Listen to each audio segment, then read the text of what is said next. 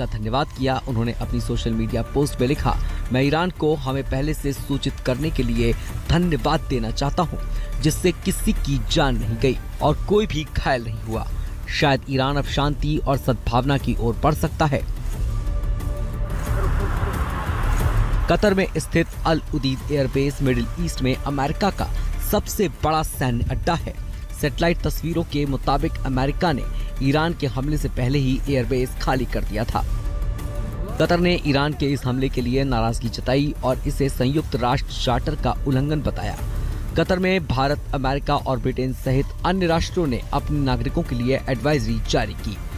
Iran के जवाबी हमले के बावजूद जब अमेरिका ने कोई तीखी प्रतिक्रिया जाहिर नहीं की तो ट्रंप के फैसले पर सवाल उठने लगे। लेकिन भारतीय समय के मुताबिक सुबह के 4 बजते ट्रंप ने सीज फायर का धमाका कर डाला।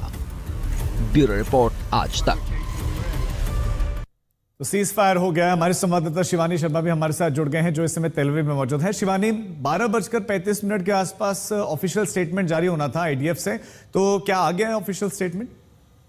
देखिए, स्टेटमेंट आ गया है और साथ ही बिल्कुल उसी वक्त प्रधानमंत्री बेंजामिन नेतन्याहू की तरफ से एक स्टेटमेंट जारी कर दिया गया है। उनके ट्विटर अकाउंट, जो एक्स अकाउंट है, उस पर उन्होंने पूरा विस्तार इसका दिया है। अब इसे माना जा रहा है ये ऑफिशियल स्टेटमेंट है प्रधानमंत्री का, जिसमें उन्होंने कहा कि कल देर रात उन्होंने सिक्योरिटी कैबिनेट की बैठक ली और उसमें पूरा असेसमेंट किया गया, जिसमें आईडीएफ के चीफ ऑफ स्टाफ थे, डायरेक्टर ऑफ मोसाद थे, इंटेलिजेंस सर्विसेज के।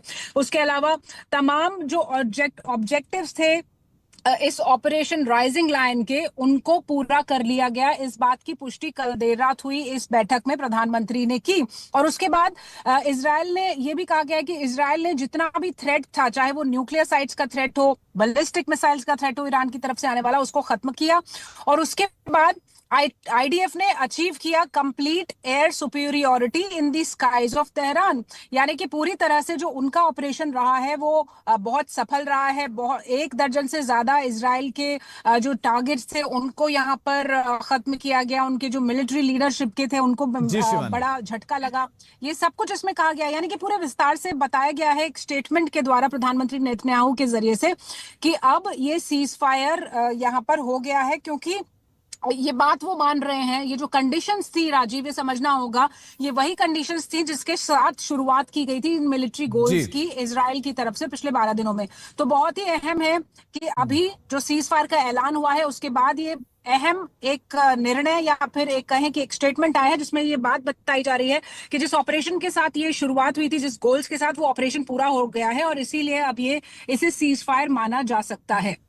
बहुत शुक्रिया शिवानी आपका इस तमाम जानकारी के लिए। तो ये आईडीएफ का ऑफिशियल स्टेटमेंट हमने आपको सुना। और इस बीच में एक बड़ी खबर भी आपको देते हैं। प्रधानमंत्री नरेंद्र मोदी ने ऑपरेशन सिंदूर को लेकर एक बार फिर से कहा कि आतंकवाद को लेकर भारत का रुख बिल्कुल साफ है और ऑपरेशन सिंदूर के तहत 22 मिनट में पाकिस्तान को हमने घुटनों पर ला दिया और भारतीय हथियार प्रणाली, भारतीय रक्षा क्षेत्र में आत्मनिर्भरता को पूरे विश्व ने देखा। 22 मिनट में हमने दुश्मन को घुटने पर ला दिया, पाकिस्तान को घुटने पर ला दिया।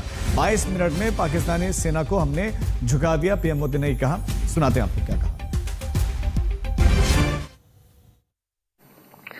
आज सैन्य जरूरतों के लिए भी भारत की विदेशों पर निर्भरता लगातार कम हो रही है।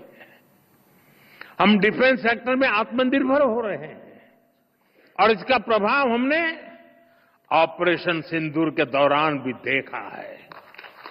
हमारी सेनाओं ने भारत में बने हथियारों से दुश्मन को 22 मिनट